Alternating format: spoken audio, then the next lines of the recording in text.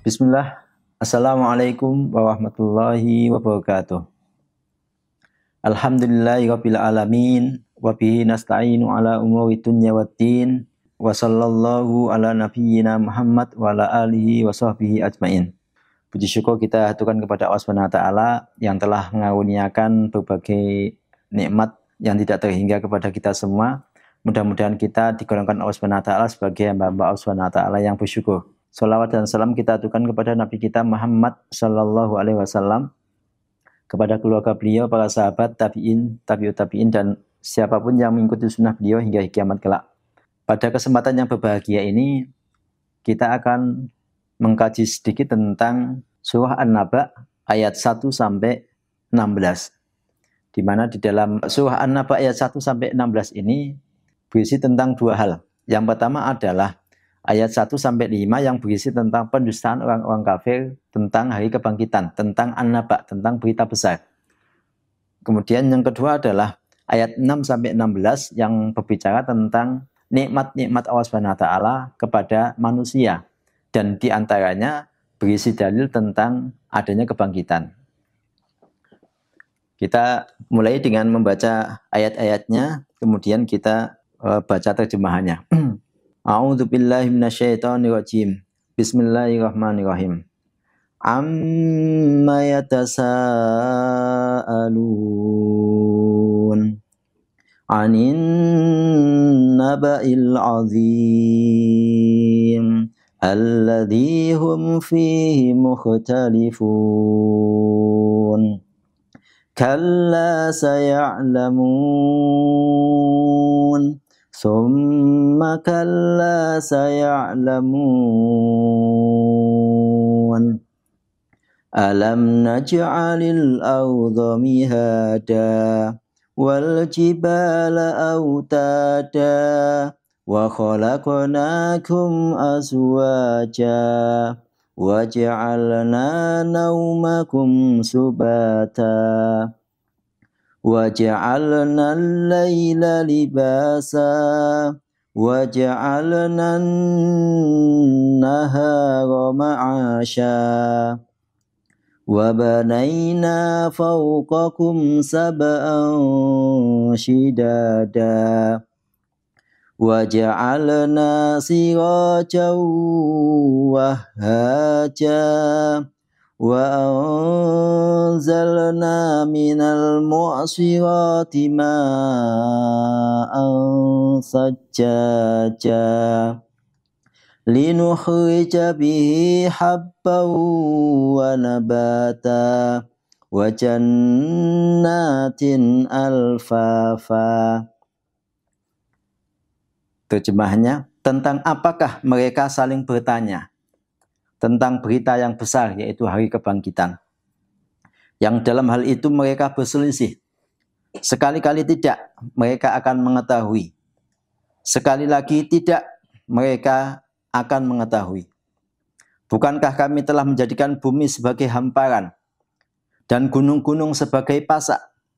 Kami menciptakan kamu berpasang-pasangan. Kami menjadikan tidurmu untuk beristirahat. Kami menjadikan malam sebagai pakaian. Kami menjadikan siang untuk mencari penghidupan. Kami membangun 7 langit yang kokoh di atasmu. Kami menjadikan pelita yang terang benderang, yaitu matahari. Kami menurunkan dari awan air hujan yang tercurah dengan deras, agar kami menumbuhkan dengannya biji-bijian, tanam-tanaman, dan kebun-kebun yang rindang. Di dalam ayat ini Allah Subhanahu wa taala menyebutkan dua pembahasan. Yang pertama adalah tentang pendustaan orang-orang kafir tentang hari kebangkitan, dan kemudian yang kedua adalah nikmat-nikmat Allah Subhanahu wa taala yang begitu banyak. Kita awali dari pembahasan yang pertama dari ayat 1 sampai 5 yang berbunyi amma yatasaalun, tentang apakah mereka saling bertanya-tanya. Yatasaalun di sini menggunakan fi'il mudhari', kata kerja yang berarti sekarang dan yang akan datang. Ini menunjukkan bahwa fi'il mudhari' itu menunjukkan terus-menerus dan kontinu. Dan pertanyaan-pertanyaan ini itu senantiasa mereka ajukan. Anin naba'il azim, berita penting yang besar. An-naba itu memiliki makna khobarun dzu sya'nin. An-naba itu lebih dalam maknanya daripada hanya sekedar al-khobar. Kalau al-khobar itu hanya berita biasa, sementara an-naba itu adalah khobarun dzu sya'nin, kabar penting. Kita ketika membaca ayat-ayat Al-Quran akan mendapati bahwa an-naba ini maknanya adalah kabar yang begitu penting, kabar yang begitu serius. Sebagaimana pernyataan burung hudhud ketika dia memberikan laporan kepada Nabi Sulaiman alaihissalam, di mana Allah SWT berfirman mengabadikan pernyataannya burung hudhud dengan mengatakan a'udzubillahi minasyaitonirrajim, qala ahattu bima lam tuhit bihi wa ji'tuka min saba'im binaba'i yakin. Aku mengetahui, aku menguasai apa yang tidak kamu kuasai, wahai Nabi Sulaiman. Wa ji'tuka min saba'im binaba'i yakin, dan aku datang dari negeri Saba dengan berita penting yang meyakinkan. Dan karena laporan burung hudhud inilah hudhud bisa selamat dari ancamannya Nabi Sulaiman yang hendak menghukum burung hudhud dengan hukuman yang sangat pedih atau menyembelihnya. Hal ini karena hudhud bisa memberikan an-naba, memberikan berita penting tentang kerajaan Ratu Saba dengan berbagai hal-hal yang melingkupinya, baik dalam urusan perpolitikan, baik dalam urusan keagamaan. Dan an-naba di sini yang dimaksud oleh Allah SWT di dalam ayat 2, anin naba'il adzim, adalah tentang kebangkitan. Kenapa kok hari kebangkitan ini disebut Allah SWT dengan kata-kata an-naba?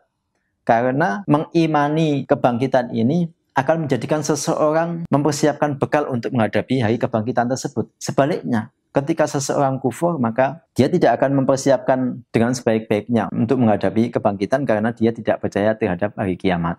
Tetapi konsekuensinya nanti berbeda sekali. Orang yang beriman kepada hari kebangkitan nanti akan mendapatkan pahala dan balasan yang lebih baik daripada amalnya. Sementara orang-orang yang kufur kepada hari kebangkitan ini, dia akan mendapatkan siksa di neraka kelak yang siksanya sangat pedih.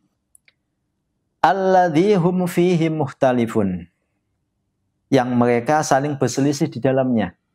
Di dalam ayat ini Allah SWT menggunakan isim, menggunakan kata benda. Yang penyebutan kata benda ini memiliki makna sesuatu yang tetap dan terus-menerus terpati dalam diri mereka. Artinya sampai kapanpun orang-orang kafir yang mendustakan kebangkitan ini, itu mereka akan tetap berselisih, mereka akan tetap mempertanyakan kebenaran tentang adanya kebangkitan, dan itu sudah menjadi watak dan karakter mereka. Oleh karenanya disebutkan dalam bentuk isim. Kemudian Allah SWT mengancam orang-orang yang seperti ini, orang-orang yang mendustakan kebangkitan ini dengan firman-Nya, kalla saya'lamun. Sekali-kali tidak, mereka akan mengetahui. Mereka yang mendustakan kebangkitan tadi akan mengetahui balasan dari pendustaan mereka tersebut. Kemudian ancaman ini dilanjutkan dengan ayat tsumma kalla saya'lamun, kemudian sekali-kali tidak, kelak mereka akan mengetahui. Itu adalah pembicaraan pertama tentang pendustaan orang-orang kafir terhadap kebangkitan. Kemudian Allah SWT beralih dengan menyebutkan nikmat-nikmatnya yang begitu besar yang dianugerahkan kepada manusia. Nikmat yang pertama adalah alam naj'alil ardha mihada. Allah SWT menjadikan bumi ini sebagai hamparan.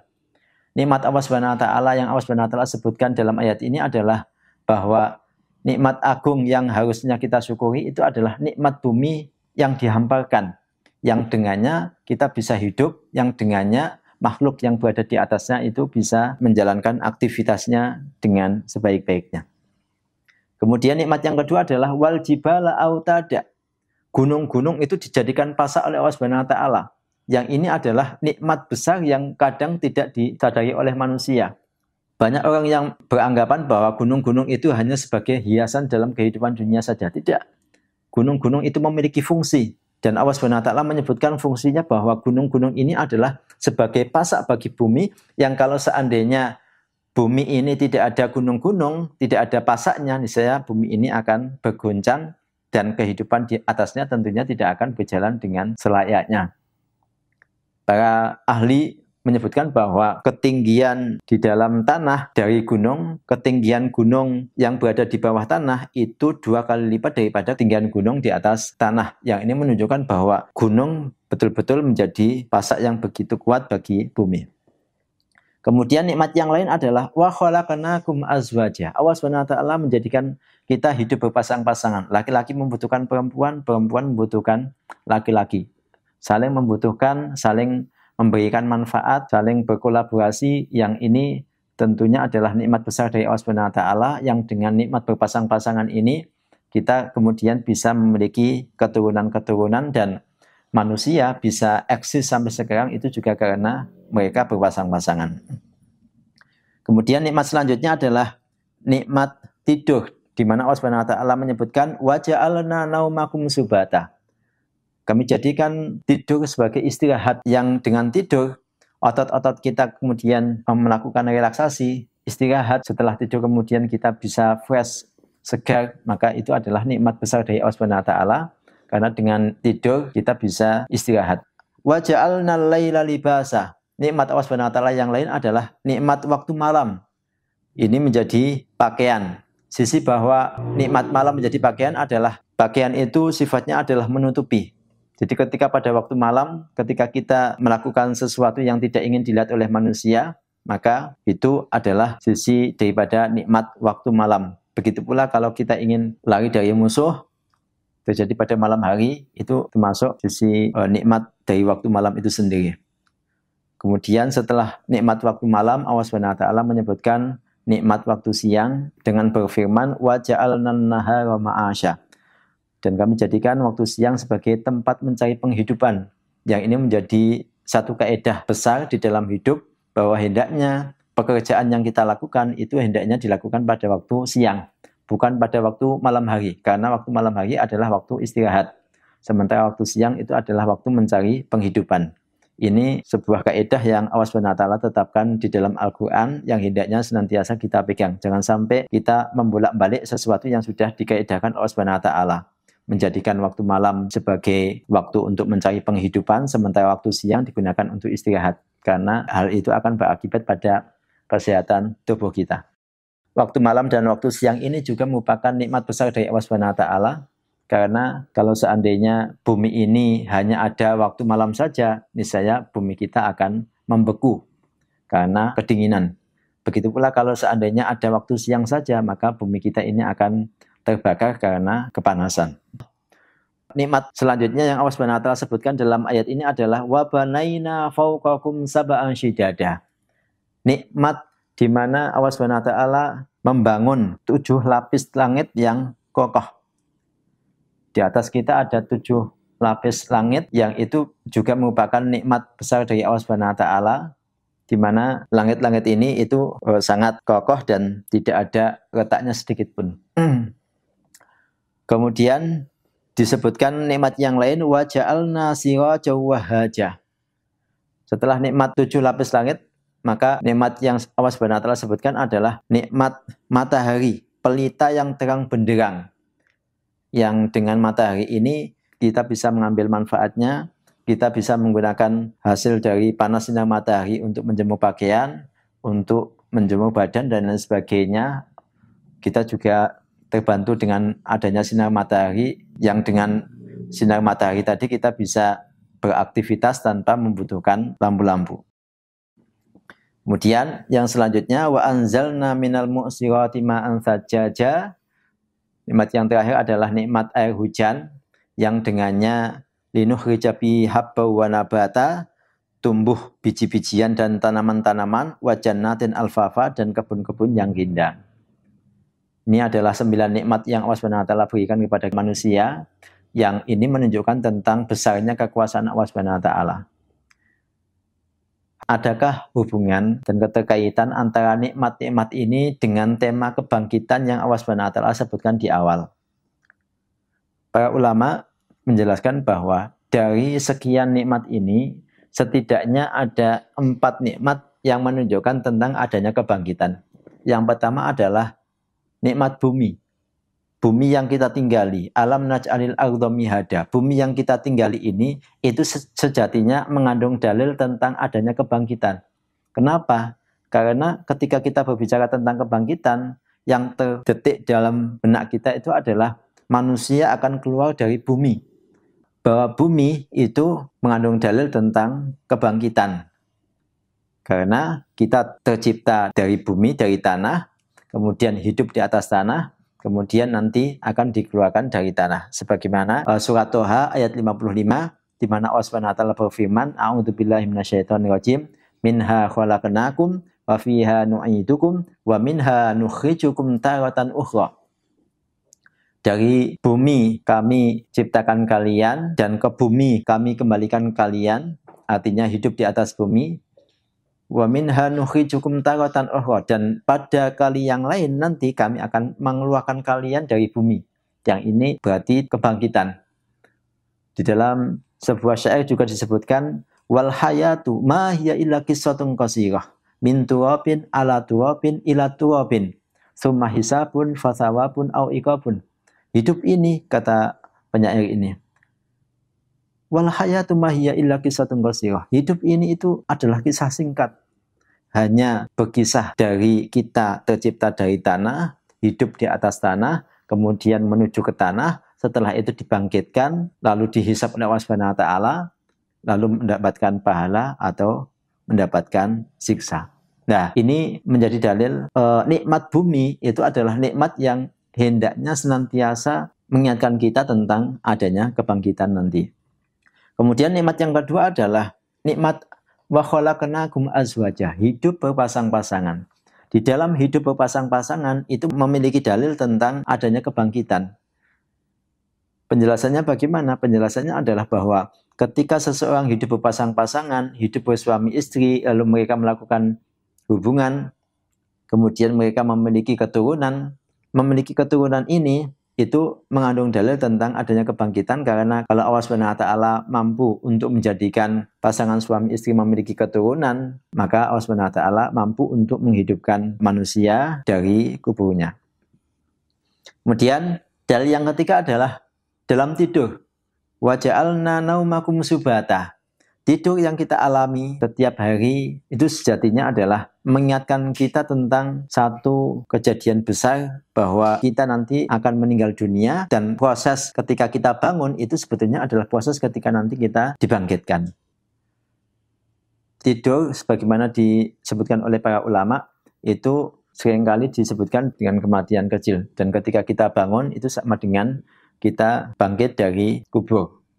Oleh karenanya di dalam surah Al-Kahfi ayat 19 disebutkan bahwa Allah Subhanahu wa taala berfirman, A'udzubillahi minasyaitonirrajim, wa kadzalika ba'atsnahum liyatasaalu bainahum.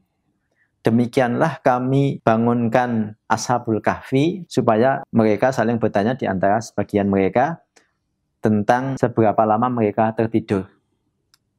Kalau kita meneliti lebih lanjut, kata yang digunakan Allah Subhanahu wa taala dalam membangunkan Ashabul Kahfi ini adalah menggunakan kata ba'atsnahum. Ba'atsnahum itu di dalam bahasa Arab itu sebetulnya memiliki makna membangkitkan. Jadi Allah Subhanahu wa taala seolah menyerupakan bahwa membangunkan Ashabul Kahfi ini sama dengan peristiwa membangkitkan pada hari kiamat nanti. Dan ini menjadi dalil bahwa tidur kita itu mengandung dalil tentang adanya kebangkitan ketika kita bangun dari tidur. Kemudian yang keempat adalah ma'an sajjajah, air hujan yang turun dari langit, yang dengannya bisa menghidupkan tanah yang gersang, kemudian menumbuhkan tanaman-tanaman yang menghijau, itu juga mengandung dalil tentang adanya kebangkitan, bahwa proses bangkitnya manusia ini sama seperti tumbuhnya tumbuhan-tumbuhan karena terkena air hujan. Di dalam surat Qaf, Allah Subhanahu wa taala berfirman, rizqan lil ibadi wa ahyayna bihi baldatan maitah kadzalikal khuruj. Ketika Allah Subhanahu wa taala sudah menyebutkan bahwa Allah Subhanahu wa taala menurunkan air hujan yang penuh dengan berkah, kemudian menumbuhkan tanaman-tanaman, Allah Subhanahu wa taala berfirman, rizqan lil ibadi. Tanaman-tanaman ini adalah rezeki bagi manusia, bagi hamba-hamba Allah Subhanahu wa taala. Wa ahyayna bihi baldatan maitah, dan kami hidupkan tanah yang sudah mati. Kadzalikal khuruj, demikianlah kata Allah, demikianlah nanti manusia itu dibangkitkan dari kuburnya. Jadi inilah beberapa hal yang bisa kita petik dari surah An-Naba ayat 1 sampai 16 ini. Kemudian yang terakhir adalah di samping 4 dalil tadi, sebetulnya 9 nikmat-nikmat Allah SWT ini secara umum juga menunjukkan tentang adanya kebangkitan. Yaitu bahwa kalau Allah SWT bisa dan mampu untuk menciptakan makhluk-makhluk besar ini, menciptakan bumi, menghamparkan bumi, jadikan gunung-gunung sebagai pasak, kemudian menciptakan 7 lapis langit dan lain sebagainya, makhluk-makhluk yang besar itu mampu diciptakan Allah SWT, maka membangkitkan makhluk yang sudah ada dari kuburnya itu tentu lebih mudah lagi. Dan berdasarkan dalil-dalil ini, Allah SWT sudah menegakkan hujah kepada orang-orang yang mengingkari kebangkitan, bahwa kebangkitan itu adalah hak dan waktunya itu sudah ditentukan Allah SWT, hanya saja kita tidak mengetahuinya. Mungkin hanya ini yang bisa kami sampaikan, mudah-mudahan bermanfaat. Kalau ada kebaikan dan kebenarannya dari Allah SWT, kalau ada kesalahan dan kehilafannya dari saya, nastaghfirullah wa natubu ilaih. Sekian, subhanakallahumma wa bihamdika, asyhadu an la ilaha illa anta, astaghfiruka wa atubu ilaik. Assalamualaikum warahmatullahi wabarakatuh.